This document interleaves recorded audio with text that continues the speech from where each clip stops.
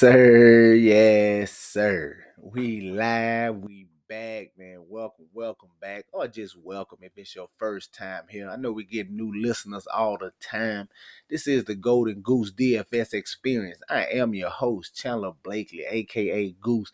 We specialize in single entry, 3 max, and 20 max content. But have no fear, man. No matter your style of play, no matter what type of contest you're in, 50-50, 150 max, man, the content will be beneficial. Trust me, you will not be sorry, man. Hit that subscribe button, turn your notification bell on so you know when the videos and content drop. Also, one small favor, man, to get some good energy, good karma coming your direction today. Hit that like button, man. Remember, when you do good, you get good. When you do good, you get good in return. All right. This is my third and goal series, my slate analysis show, man. A new format for y'all, man. We're going to be bringing this to you every Friday morning.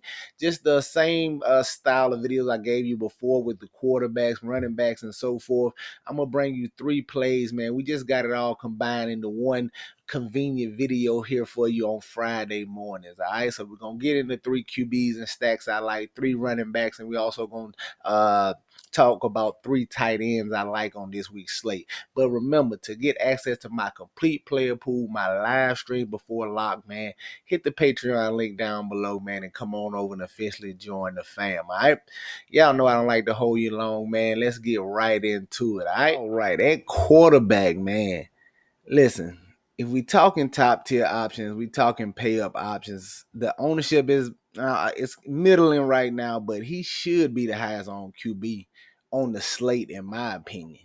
And I'm talking about your thumbnail, man. Patrick Mahomes. We getting Pat Mahomes at 7K, man. I can't remember the last time he was priced this low in a matchup here that they should cruise against the Cincinnati Bengals. I'm talking, man, the Cincinnati Bengals out there last week was struggling with that Patriots offense. They about to get hit by a Mack truck this week, man. I just think this Mahomes, Patty Mahomes, Andy Reid, and this Chiefs offense, they on a mission, man. They may average 30 this season. I promise you. I'm putting Mahomes down for 3-3. He may push for 4-4. I am telling you, they're gonna light this Bengals team up, man. I don't know what this defense can come up with in a week, but that what I saw last week is finna get torched today. Give me Patrick Mahomes, sign me up, and I think it's clear he finally got some clear options to pass it to, not like he's had in the past couple of years. You've been trying to find somebody to pair him with, especially last season, Rice, Sky Moore. I think it's very condensed this season, man. I think it boils down to 3 guys. Worthy, Rice, and I'm still putting Kelsey in the mix, man. I know he didn't do much at all that first game, but I'm still putting him in the mix. For me, it's probably going to be Rice and Worthy here, but I may go Kelsey. If he's just getting 0 ownership, man, I may try to go sneak Kelsey into this stack, especially in some of my larger field tournaments. But Patrick Mahomes, Rice, Xavier Worthy, sign me up, man. They have the second highest team total on the slate. And that Rams Cardinals game is definitely gonna get a lot of ownership. That's gonna be one of your chalker spots, man. And for me, you gotta fight fire with fire. Any lineup I'm getting away from them, man. I'm gonna look to have a lot of Patty Mahomes and this Chiefs offense, man. One of my favorite QBs on this slate. Sign me up for Patrick Mahomes here, man. All right. Now your second QB. Probably definitely going to be chalky given his performance last week, but I think we can go right back to the well. That Rams Tampa Bay game, man, and just look at Baker Mayfield here, 5,900. The price is too cheap for how much he's going to have to pass in this game. They're going against the Detroit Lions here, who has the highest implied team total on the slate at 30 points.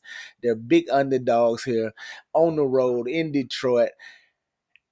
Baker's gonna have to throw it 40, maybe 50 times, man, in this spot. And if he can just be as efficient as he's been being, he has all the potential in the world to light it up here. He has clear passing options. This is one of the teams you can actually do the offensive stack and include the running back here. But I definitely think he has tons of options here. And these will be the main 4 guys I'm looking at, man. Love pairing them with Mike Evans and Chris Godwin, but that's going to be the chalkier side. If you're going with a Baker Mayfield stack, I think you can go with like Godwin and McMillan here, or Evans and McMillan. McMillan saw a lot of work last week. he could be filling into that Trey Palmer role. Now, if you think back to last season, man, every couple of games, Trey Palmer hit a deep ball he'll get missed on a deep ball or he'll catch a deep pass for you. I think McMillan is stepping into that new deep threat here for the Tampa Bay Buccaneers. I look for Baker to take some shots down the field to him. I think he's a great cheap receiver option right here and help you get a little different if you build in Baker Mayfield stacks. I think you can also put Rachaad White in here. You know he's going to see a lot of work in the passing game. I don't think they're going to be able to run the ball against this Detroit front here. So he should get a lot of work in the passing game. He may get 7 to 8 targets because they're going to have to throw the ball. They're going to have to get rid of it. It's going to be pressure coming off the edges. So some quick screens and outs here to Rachaad White. I think you can include him in the stack as well, man. But I like getting the Baker Mayfield in this Tampa Bay offense going against the Detroit Lions.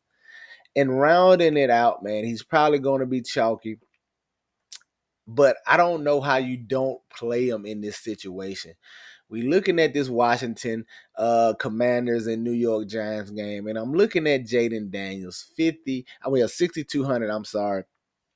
And I know if you saw him last week, I know you can't count on 16, 88, and 2 TDs every week, but you got to put him down for something, man. Vegas thinks this offense scores 23 points here in this spot. That's almost 4 touchdowns.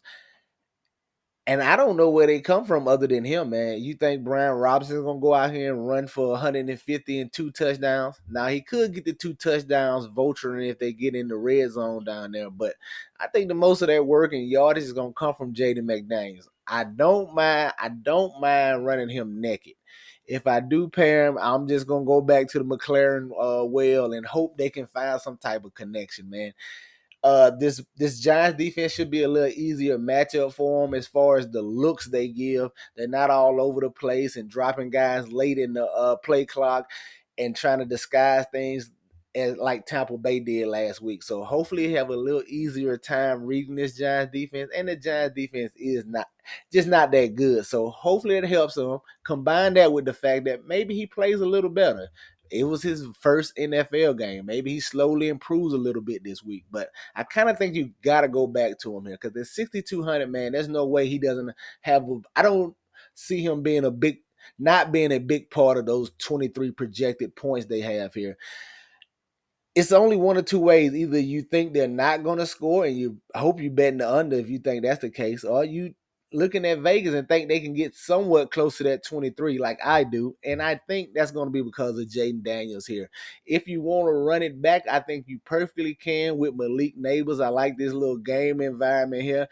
They are projected to score a few points in this game, and it's definitely going overlooked here outside of Jaden Daniels. But I don't mind this little game stack here with Daniels, McLaurin, and Neighbors. I think that's a nice way to start off a build here.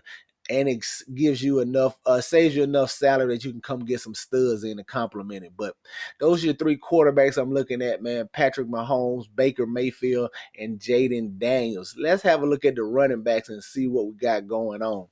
At the top, man, you can sign me up for Breece Hall. I know he's going to be chalk. You can just sign me up, man. Great matchup. Favorites on the road. He's gonna get his touches no matter how the game goes. He involved in the passing game. Jets is one of those teams that's condensed, man. You know the majority of their work is going to Breece Hall and Garrett Wilson. You can anytime you're looking at the Jets, you can just get to those two, and you're gonna have a good chance of getting a great piece of the pie over there, that offensive game over there. I like Breece Hall at 7,400 here. He's gonna be chalky, but he's just as close as a workhorse back you're going to get in today's game. Sign me up for Breece Hall in this matchup against the Titans. Now, your second running back, I don't mind going to my boy, right back to him. I think he's going to go overlooked, and it's a great way to get different on a highly owned game here. I like looking at James Conner, 6,400 for the Arizona Cardinals in this matchup against the Los Angeles Rams. This is going to be the highest owned game environment, most likely on the slate. People getting the cup, Kyron Williams, they getting the Kyler Murray at the quarterback position, but this Arizona Cardinals team do not mind running the ball. If you think last week when they played the Bills, the first 6 plays were runs to James Conner. James Conner. He gets all the touches. He's similar. He's as close as you're gonna get to a workhorse every down back in today's game for these Arizona Cardinals. 6,400. He could see 20 plus touches in this matchup, and they definitely gonna feed it to him when they get down in the red zone, man. I like getting to James Conner. I definitely think he's going overlooked. And it's a great way to get leverage on Kyler Murray stack since he is getting some ownership this week. I like getting to James Conner at 6,400. All right. And your third and final back. Now, definitely keeping an eye on the injury news. If he's good to go, I think you can sign me up for Josh Jacobs here going against the Indianapolis Colts. We're looking at a spot where there are underdogs here going against the Indianapolis Colts team who just got torched on the ground by Joe Mixon and the Houston Texans last week. You couple that with the fact that Green Bay is down there starting QB and Jordan Love and leaning on a backup in Malik Willis. I think this can morph itself into a heavy workload day for Josh Jacobs if he's good to go. Like I said, we got to keep an eye on the injury news and make sure he's playing. He got in a limited practice yesterday, so hopefully he can finish up with a strong showing today and he's good to go for Sunday. And if that's the case, man, you can just sign me up for Josh Jacobs. Like getting to him at 6,500. I hope he goes overlooked in this price range because guys are going to want to pay up a few extra dollars and get the Kyron Williams and Isaiah Pacheco with the Chiefs. So I hope he goes overlooked and I can get him at a little lower ownership, but I love getting the Josh Jacobs today, all right? And coming in at the tight end spot, man, the spot that's going to be rough all year. I think at the top, though, for me, you can just give me Trey McBride. I'm going to stay in that Rams-Cardinals game, man. I think this is a great way to get leverage on it. I think pairing you're going to see a lot of Kyron Williams, Cooper Kupp pairings. I think another pairing, a good way to go from this game is James Conner and Trey McBride. He's definitely going to get work, man. I'm just looking for targets from my tight ends. If you getting close to double-digit targets, 7, 8 targets, that's all we want right now. It's going to be a rough year at the tight end spot, man. You're going to have to get it how you live it. I like Trey McBride here. Expected to be a high-scoring game. Cardinals are going to have to throw some, and I know he's one of their big red zone targets, man. And I think going Connor with McBride can give me access to a lot of their red zone targets. If they have to pass, you got to think Trey McBride is going to be a target down there on the goal line, and if they're running, it's James Conner. So I think I can vote to all the touchdowns from this game right here and get leverage on all Kyler Murray stacks by going that way. But give me Trey McBride here at 6K, all right? Your second tight end, I don't know how this ownership is this low on him, but sign me up for Brock Bowers, 4,400. Listen, I get it. They only projected for 16, 17 points. It's a very tough matchup here against the Ravens. But they're underdogs. They're going to have to pass the ball.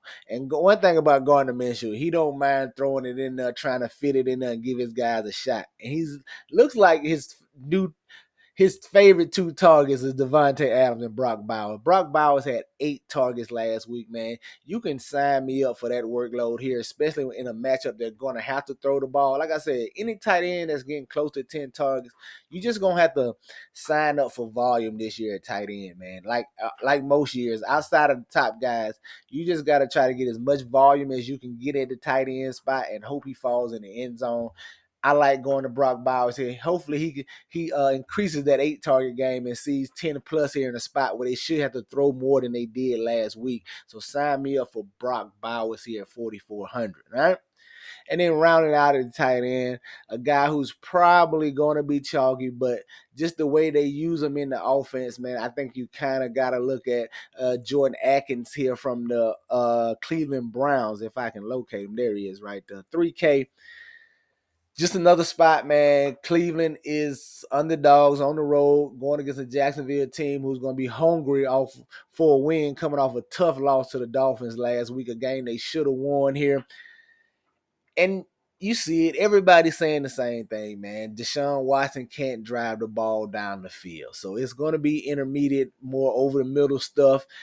And the Cleveland Browns used the tight end a lot anyway. If you look last week, David Njoku, before he got injured, had 5 targets. Atkins came right behind him with 4 targets. So we're looking at 9 targets to the tight end. Hopefully in this spot this week against the Jaguars, where they should have to throw, should be playing from behind, he can combine that workload to about 7 to 8 targets here. He's going to be chalky, but at 3K, man, like I said, you just want volume from your tight end. You want him involved in the passing game. You want him involved in the red zone, and you just got to hope he gets that touchdown for you, all right?